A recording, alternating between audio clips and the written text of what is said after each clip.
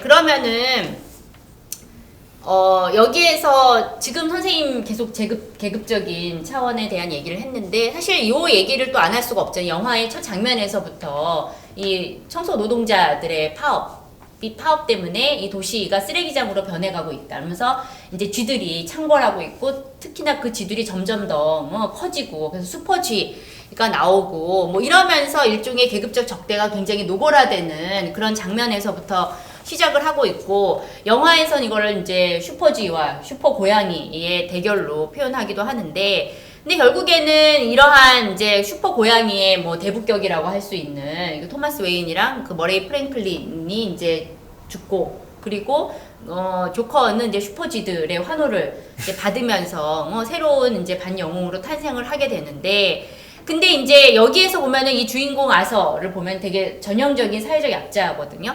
그래서 빈곤 계층에다가 정신질환을 앓고 있고 거기다가 극단적으로 마른 몸도 뭔가 이렇게 비리비리 약해 보이는 어쨌든 싱글 남성 등이 굽어있죠.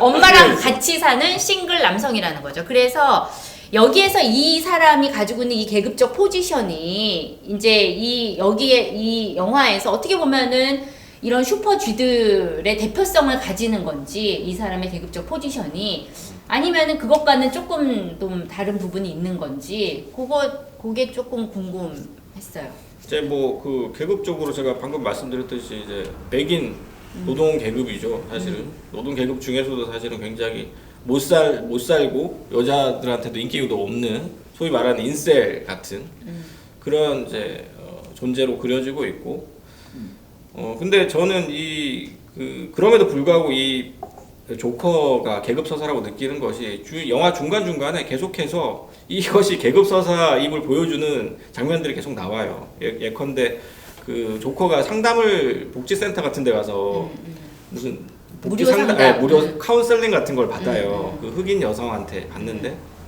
뭐 사는 얘기도 하고 일기장도 보여주고 뭐 이렇게 하는데 마지막 만남에서 조커가 이제 그 여성한테 굉장히 좀 스트레스가 극대화되어 있는 상황에서 좀 그 적대감을 드러낸단 말이죠. 당신도 나한테 관심 없잖아. 그냥 일 때문에 하는 거잖아. 라고 얘기를 하니까 그 여성이 계속 듣고 있다가 맞아. 너한테 세상은 아무 관심도 없어. 근데 세상은 나한테도 관심이 없어. Don't give a shit 이라는 표현을 쓰는데 give a shit 이라는 표현. 그러니까 관심을 안 준다. 세상이. 나한테 관심을 안 준다라고 얘기했을 때 너뿐만이 아니야. 나한테도 세상은 관심을 안 주기 때문에 이 센터는 오늘로 끝이고 나도 이제 일자리를 잃게 됐다. 라고 얘기를 하거든요. 이 장면이 보여주는 것은 결국은 이 흑인 여성과 이 아서 플렉이 같은 소속 집단에 속한 같은 계급이라는 것이고 그런 면에서 사실은 이것이 결국은 이 사람들의 분노라는 것이 어디를 향하는 건가? 결국은 토마스 웨인이나 혹은 그 머레이 프랭클린 같은 이 도시를 지배하고 있는 사람들 그리고 복지 예산을 마음대로 삭감할 수 있는 그런 부자들 이런 사람들 금수저들을 향할 수밖에 없는 게 아닌가 하는 생각이 들어요. 그런 면에서 저는 그 장면이 굉장히 인상 깊게 남았었고 그래서 결국은 이 서사는 사실은 조커라는 어떤 독특한 캐릭터의 탄생 이런 부분들도 물론 중요한 그 영화이긴 하지만 사실은 저는 그것보다도 조커라는 존재가 어떻게 영웅화되고 있는가 어떻게 새로운 계급적인 신화를 탄생시킬 수 있는가 뭐 이런 부분에 조금 더 초점을 맞춘 게 아닌가 하는 생각도 들어요. 프롤레타리아 혁명인가요? 그렇죠. 그래서 저는 이게 굉장히 이를테면 좌익 소합병자들이 좋아할 만한 선생님 아닌가요? 전형적인 좌익 소합병자들의 판타지를 구려낸 그런 영화가 아닌가. 그러니까 마지막에 이제 조커가 자동차에서 죽은 줄 알고 이제 꺼내놨는데 본넷에서 일어나거든요. 마치 예수가 부활하듯이. 정도까지는 아니지 일종의 메시아적인 대놓고 만든 장면 같은데요. 메시아적인 어떤 그런 모습을 보여주거든요. 결국은 그래서 그런 면에서 봤을 때는 이거 정말 좌익 소합병자들의 판타지다 이것은 이런 생각을 했습니다. 그러면 또 여기에 대해서 더 하실 말씀 있으신가요? 저는 그렇게 생각해. 조커라는 인물 사실 다크나이트의 조커랑 이 조커는 크게 다르지 않아요. 다크나이트도 사실은 조커를 그렇게 해석하죠. 거기서 조커는 근본이 없어요. 자기의 과거를 다 다르게 말한단 말이에요. 왜냐하면 그 다크나이트의 조커는 그러니까 인간 심리의 모순 속에 탄생하는 인물이기 때문에 그런 거죠. 그러니까 조커가 악한 이유는 원래 걔가 악하기 때문에 그걸 끄집어내기 때문에 그런 거잖아요. 그래서 조커가 강력한 거거든요. 아무 힘이 없어도. 그러니까 이게 진짜 악마인 거죠. 이것도 마찬가지. 그러면 그 다크나이트가 인간의 심층 심리 속에 선과 악의 문제에서 탄생하는 모순 속에 있는 캐릭터라면 이 사람은 구조적인 모순 속에 있는 사람인 거죠. 그러니까 제가 볼 때는 크게 다르지 않은 캐릭터고 둘 다 크리스토프 놀란이나 이 감독이나 조커에 대한 해석은 기본적으로 크게 다르지 않다라고 생각해요. 그래서 조커라는 캐릭터를 이 사람들이 끄집어내서 활용하는 거라고 생각을 해요. 그러니까 조커는 굉장히 특수한 사람임에는 틀림없어요. 이렇게 특수한 사람은 없어요. 정신병자에다 공감받기 굉장히 힘든 사회적 약자, 오브 약자란 말이죠. 근데 심지어 흑인 여성한테도 비난받잖아요. 흑인 여성조차 자기 딸이 조커 보고 웃으니까 쳐다보지 말라고 그러잖아요. 그러니까 조커는 정말 밑바닥에 있는 사람인데 이 사람이 지금 한국에서만 관객을 400만 넘게 끌어모았다는 얘기는 이 사람이 보편적이어서가 아니라 이 사람이 탄생하는 배경, 그 다음에 이 사람이 작동하고 있는 방식 자체가 일종의 정서적 구조를 형성하고 있기 때문에 그렇다고 봐요. 그러니까 조커가 마치 예수처럼 그려질 수도 있겠지만 나중에 갇히잖아요. 나중에 결국 정신병원에 들어가 있잖아요. 그러니까 이 감독은 조커가 예수가 되건 이 봉기가 극장 밖으로 이어지건 그거는 잘 모르겠다라고 얘기하는 것 같아요. 중요한 거는 이런 사람들이 있다는 거죠. 그리고 이런 분노가 있다는 거고, 그리고 이런 분노를 환기시킬 필요가 있다는 거죠. 왜 자꾸 뭘 나누고 하는 그 모습 속에 조커라는 인물은 저는 이미 탄생해 있었다고 봐요. 아니 근데 나는 다크나이트하고 여기에서 조커는 다른 게 다크나이트는 다분히 배트맨의 시선이잖아요. 그러니까 거기는 배트맨의 그 대저택과 아무튼 막 이렇게 호화로운 그 돈 씀씀이와 이러한 것들이 더 주가 된다면 여기는 훨씬 더 그런 사회적 그 약자나 이 낮은 계층 사람들의 그런 그 비루한 삶을 훨씬 더 디테일하게 보여주거든요. 그래서 여기에서는 선생님이 얘기하는 그런 프롤레타리아의 혁명이든지 봉기든지 간에 그 어떠한 그 사회적 맥락이나 배경을 설명하는데 더 공을 들이고 있다는 거. 그래서 이게 물론 정서적인 구조 면에서 우리가 거기에 공감하는 정서적 구조라고 하는 것은 비슷할지 모르겠지만 그것이 형성되는 맥락은 확실히 그러니까 그게 문제가 아니라 그러니까 모습 속 인간이 가지고 있는 모습 속에 탄생한다고 둘 다. 배트맨은 개그 문제가 아니잖아요. 그렇죠. 다크나이트는 대신에 선과 악을 묻잖아요. 그러니까 그 속에 그 심리 구조 속에 모순의 조커가 있다면 여기는 아까 말씀드린 사회 구조 속에 모순 속에 조커가 있는 거죠. 그러니까 그 맥락이 다르다는 건 당연한 거고 문제는 인간 행위의 모순 속에 조커는 이미 다 심어져 있고 두 감독 다 그걸 끄집어내는 능력이 탁월했다는 거죠. 그 모순성의 보편적 성격, 오히려 사람들이 거기에 대해 몰입할 수 있게 되는 성격이 있는 거는 맞는 것 같고요. 제 생각에도. 저는 이제 이 영화 보면서 계급 이야기로 봤을 때는 자꾸 이제 기생충하고 어느 정도 오버랩되는 영역들이 있어요. 완전히 이 두 이야기가 주제적으로 같다 이렇게는 말할 수 없는 것 같고, 근데 예를 들어서 계단을 활용하는 미장센 같은 거 있잖아요.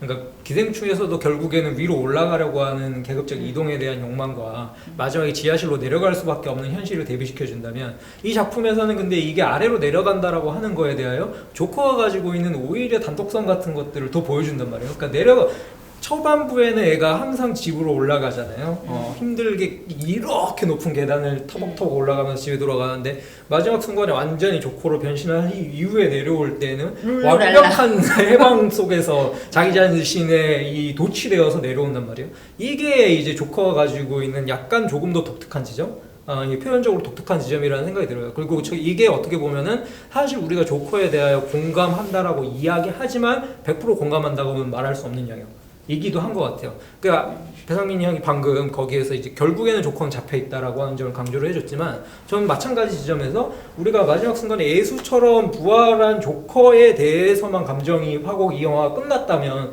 완전히 다른 영화였겠죠. 근데 이 순간에 딱 거기에서 다시 다음 순간에는 조커는 이미 들어와 있고, 아까 흑인 여성 상담사하고의 어떤 동료 의식 같은 것들을 박건희 선생님 강조를 하셨지만, 저는 거기서의 그런 동료 의식도 사실은 판타지일 수 있다 라고 하는 게 마지막 장면에서는 더 드러난다고 생각을 해요. 왜냐면은 거기서 새로운 흑인 상담사가 물어보잖아요.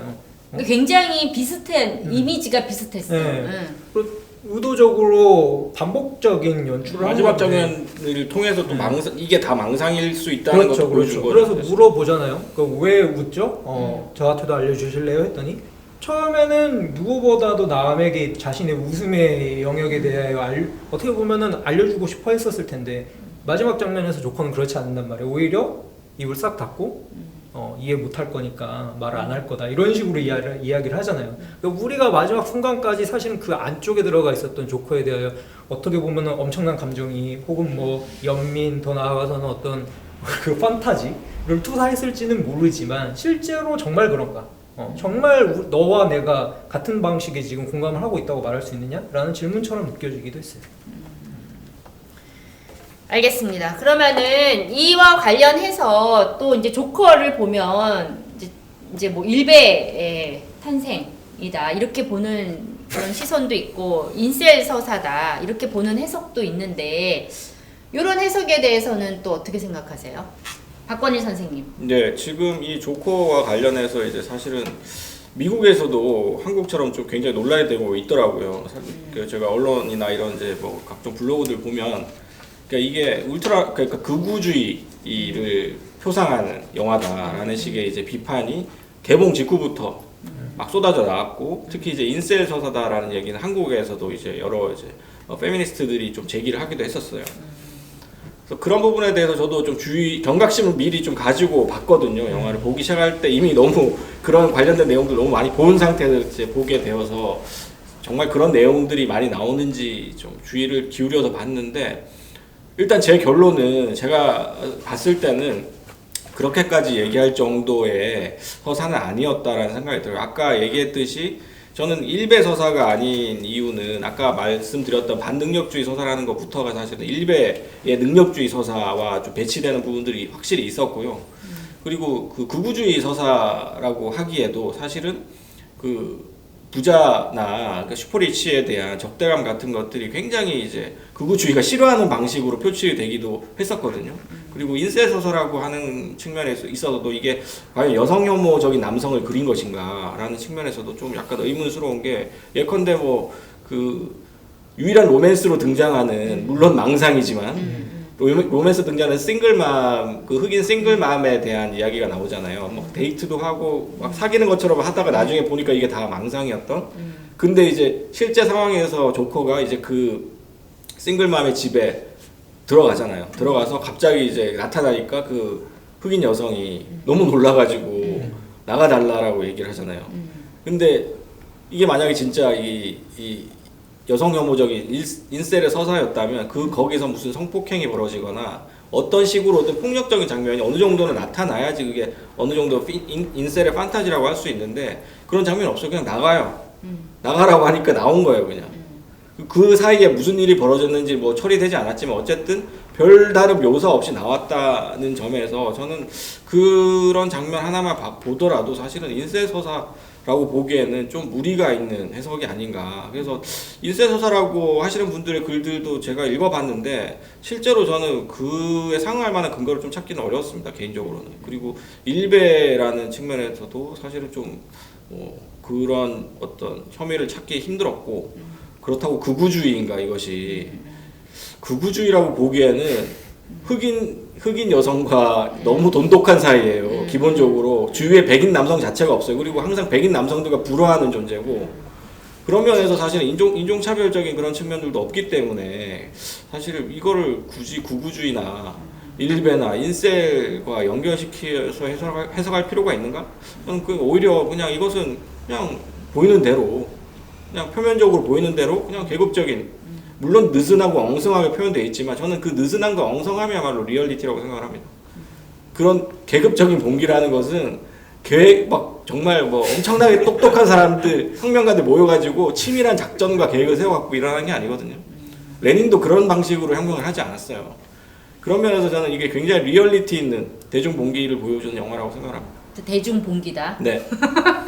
그다음에 저는 뭐 굳이 그냥 일고의 가치도 없는 얘기 같아요. 아니 조커는 그야말로 애는 착해요. 기본적으로 애는 착해. 아니 누구를 비웃지를 않잖아요. 조커는 농담도 자기를 비하해요. 그 누구를 비웃는 농담은 일베는 누구를 비웃는 게 기본이잖아요. 자기를 충으로 깔아놓고 나도 벌레니까 이제 나 마음대로 비웃을겠지만 조커는 아무도 안 비웃었어요. 죽이잖아.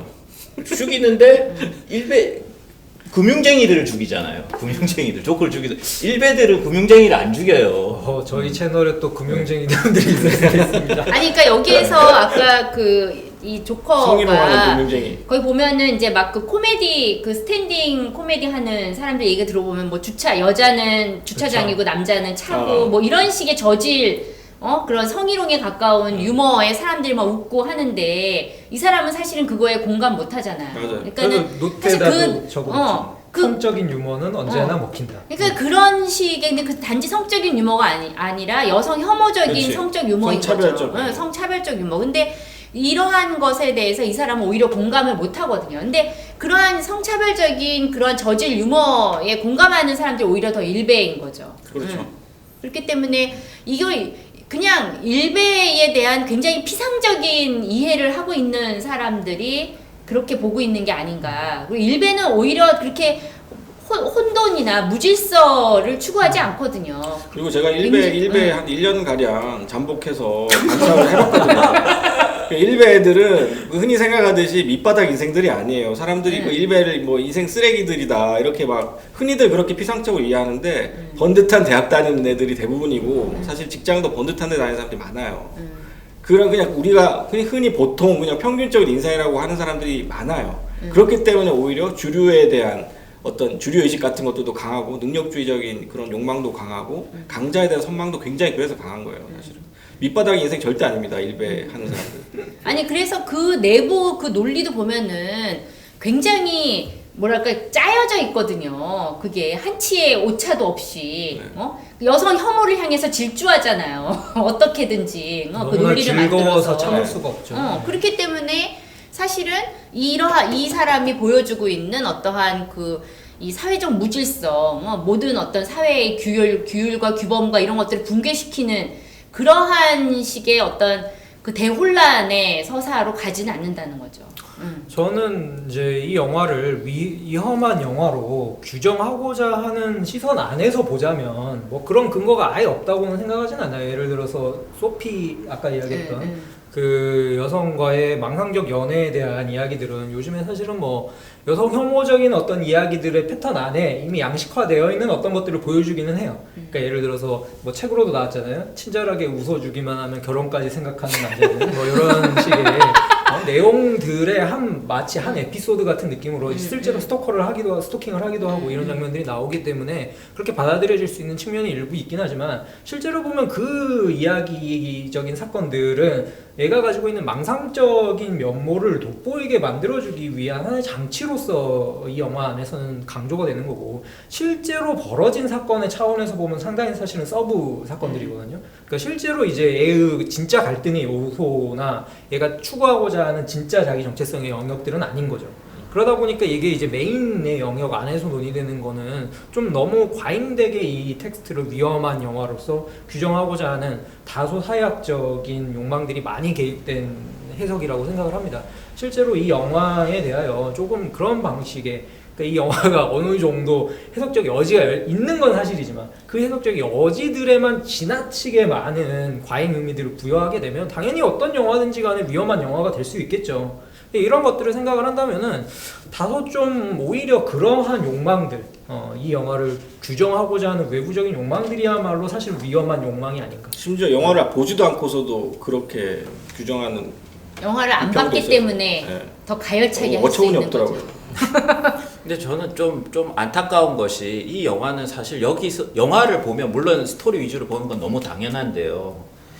이 영화는 그거 외에도 형식적으로 굉장히 뛰어난 부분이 많아요. 영화가 음악도 좋고 음악도 프랭크 시나트라 그 사람 음악임을 마지막에 최종 확인했지만 극장에서 와킨 피닉스의 연기. 네, 그 다음에 무엇보다 촬영이 굉장히 뛰어났거든요. 촬영이 그렇잖아요.